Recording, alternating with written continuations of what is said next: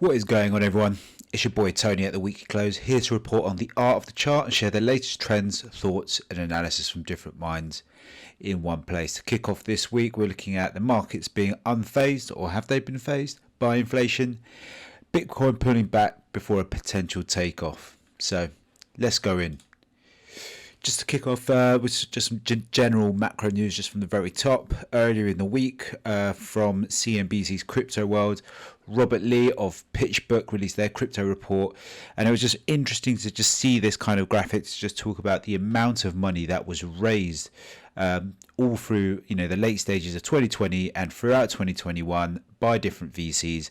And essentially this is just a weird question mark about all of the money. Just because deals aren't taking place doesn't mean that all of this money doesn't actually, and just because these deals are done doesn't mean that this is money that's been actively pushed into the markets. So big question about how all of this money that has been in principle agreed within deals needs to be put to use going into 2023. So big question mark about a big push going forwards. Elsewhere, we had Tom Lee's FundStrat's Tom Lee expecting a 20% rally this year. He's got a prediction for a 4750 at the end of 2023, and it was just really interesting, just some of the facts that he just kind of threw up as to substantiate this.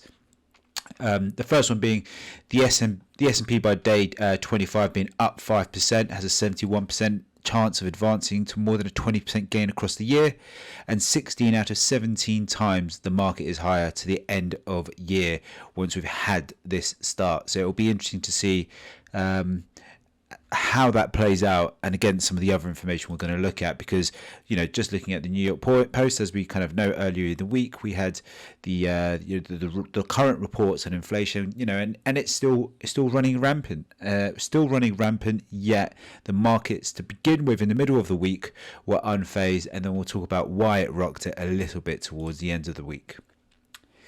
Earlier in the week we got this release from Glassnodes. The title of this video was the week on chain shifting market tides for week 6, and just a few of these that I just wanted to show. The first of which was this kind of dashboard of the realized profit of Bitcoin ever since 2012. When we talk about realized profit, we're talking about profit that's actually been locked in as in sold, as opposed to unrealized profit, which is people who are in a theoretical field of profit but they still have not sold the asset. And essentially, just as a kind of one line, if the white is Bitcoin price, we see realized profit hitting all-time highs simultaneously as an action with all-time highs of price.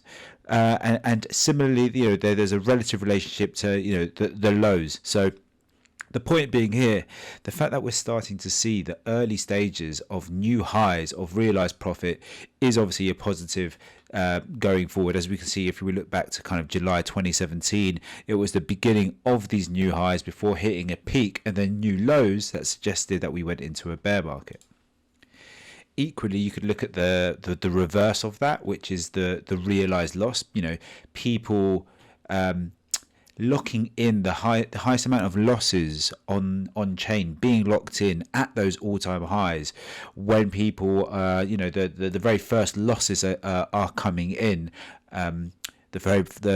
people buying at all-time highs or close to, and then seeing in this region purchasing at the 60k, but then this being an exponential chart, and then it pulling back to 50 or 45, and that's it, calling a day. So we see the greatest losses at those all-time highs, but more importantly is seeing this inverse relationship, that as a metric of suggesting the subject of momentum, that going down, realized losses. And just to kind of show this combined in one place on this chart is this kind of inverse relationship. So the fact that since July 2020, we've had lower lows constantly in terms of realized profits and higher highs in terms of realized losses, and now we're just starting to see the uptick of maybe a change in direction.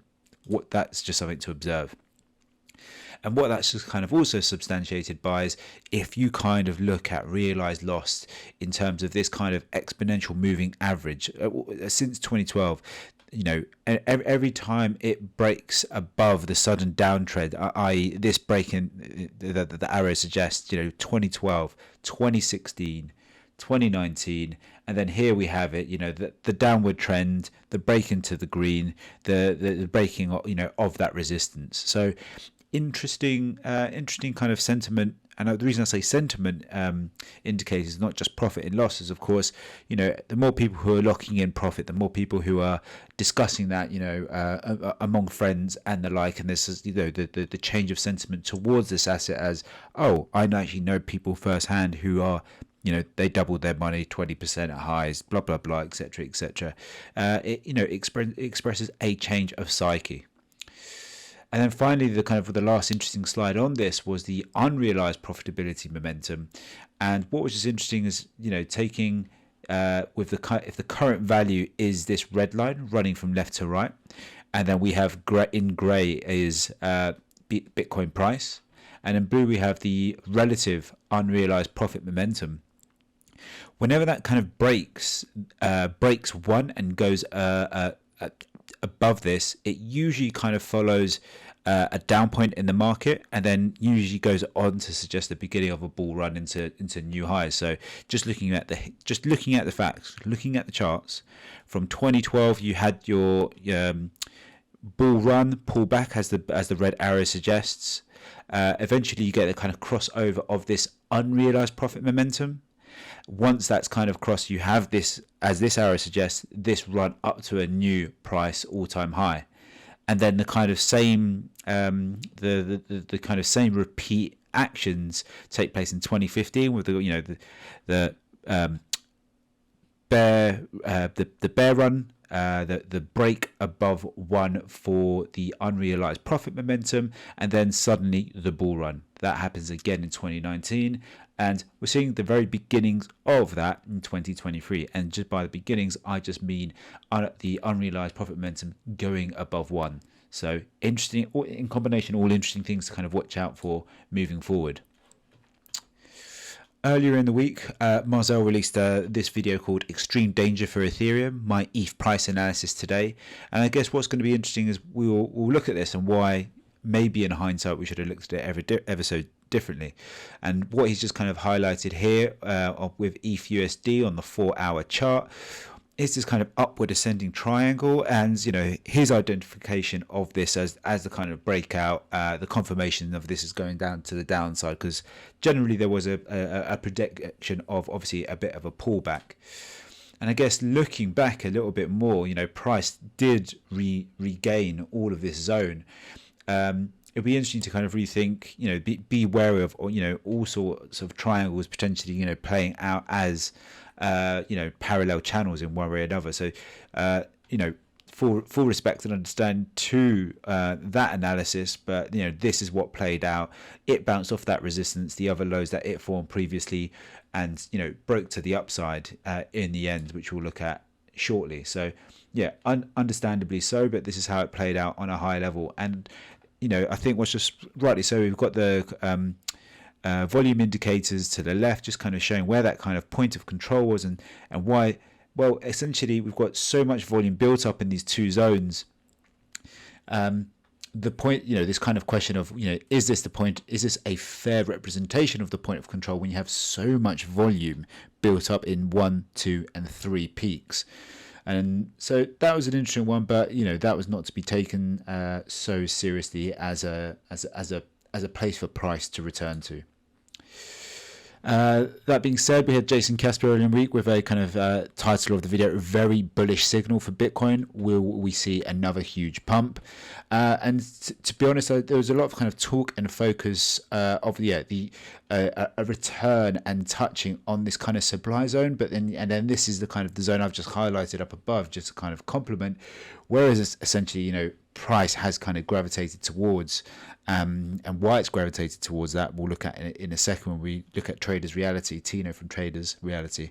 But I thought what was just kind of more interesting actually was this kind of chart that Jason's kind of coupled here with his choice of momentum indicators, but I just kind of like the simplicity of, we've spoken about the importance of halvings, obviously in Bitcoin cycles, if you believe them or not, but he was just kind of coupling it with this kind of the 1 year run into the halving. So the fact that we're approaching that 1 year to halving run-in, is interesting in that it suggests obviously a little bit more maybe a slower, just the beginning of a build up in price, but a little bit of sideways movement if we are to be following this pattern of get to the 1 year to halving, the halving itself, but all that essentially indicating a bottom and then on the big journey to all new time highs. So interesting one to watch out. Obviously everyone's curious about whether that halving is going to play out as it has done historically.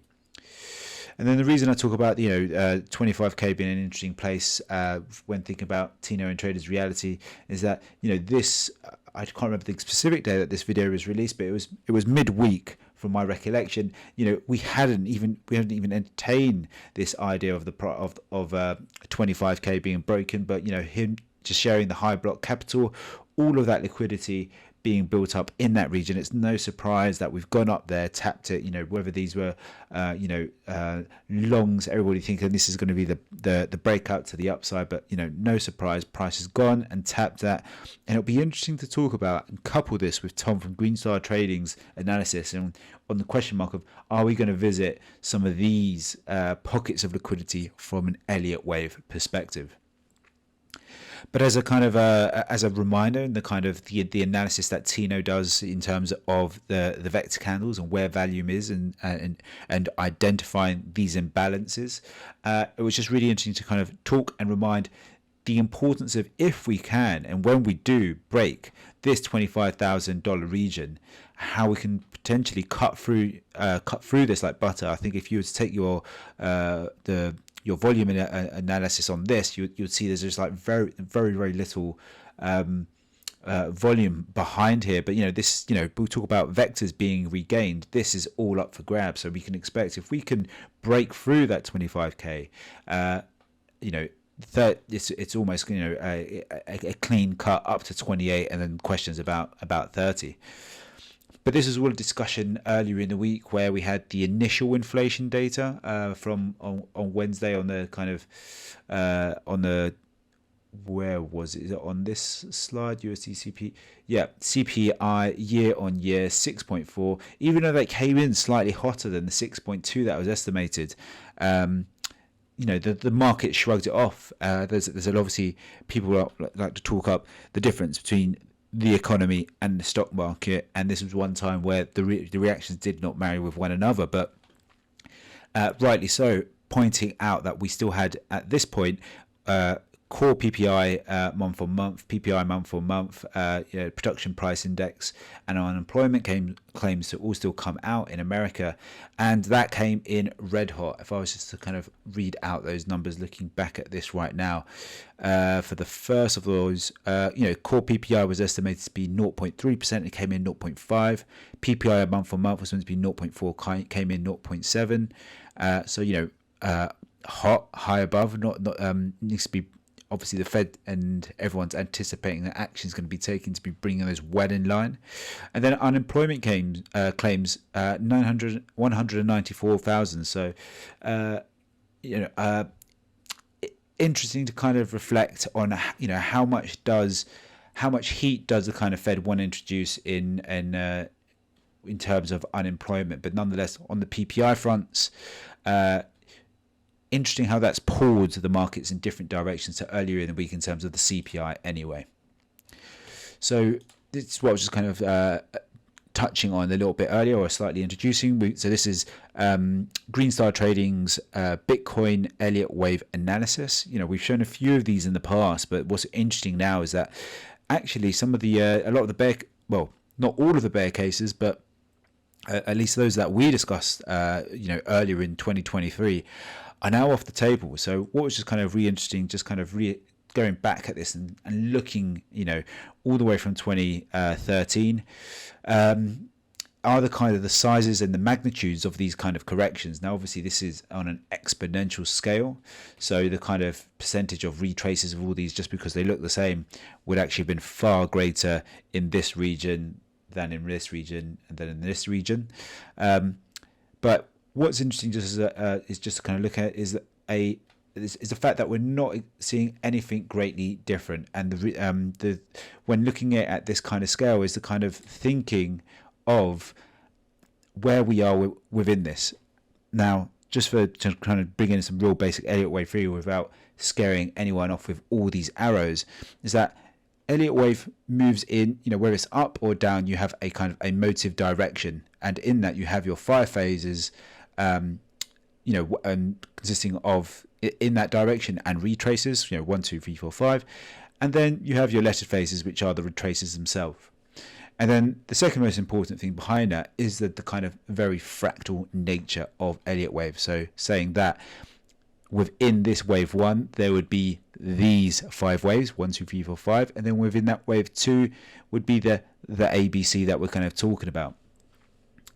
So what's interesting looking at this point in time on this chart from 2017 is that, and looking at the kind of the notation of the numbers being shown, what Tom was kind of looking at here was the idea that on one of the lower counts, you've got, here's your 3, 4, 5, here's your ABC, and then, since 2019, we've had the 1, 2, 3, 4, 5.